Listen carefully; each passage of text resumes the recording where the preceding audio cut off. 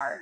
It's because we have such amazing people that we get to help and take care of. And it just makes us feel good. And it also is like what feeds our drive to take care of ourselves. Like when I watch other people do it, it's like, yes, like we're all doing this together, right? It feels like this community. We're lucky to have patients like you in our office because you're what makes us want to show up and like do our jobs. Yeah. Literally, when you're like, I listen and I'm like taking in what you say, and now I'm doing it even better than you're probably doing it sometimes. And I'm like, awesome.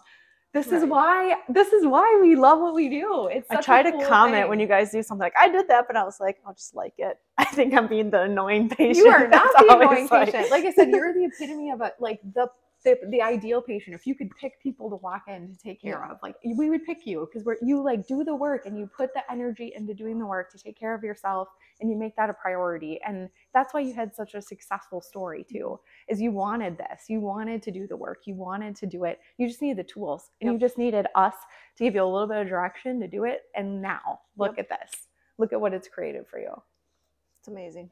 And that's the best part of our job, is getting to have patients like you. It is the best part of our job. This looks hard. When you talk to me about it, you're like, seriously, I don't know if I can do this. Definitely when you took away my dairy. Yes. When I said no cheese, I was like, ooh, I might have just made her walk out of our office. You can take away all the coffee you want, but you took away my cheese. Yes. I remember feeling like she might say no. She might not do this. Oh man. And I'm like, okay, but she wants it. Yeah. And I got that sense about you.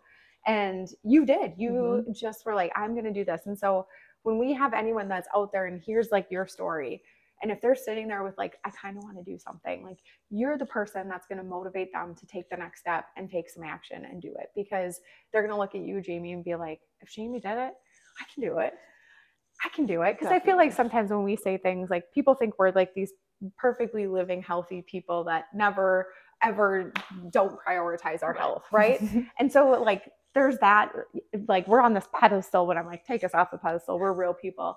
But when they see people who are our patients come in and have a success story like you had, they feel like you're relatable, because you're like relatable. You're like, oh, this busy mom who juggles work, who has a lot of other life stress and on the go and all of those things, that they're like, well, if Jamie can do it, I can do it. Right. Definitely. And so like, you're that person giving hope to someone else.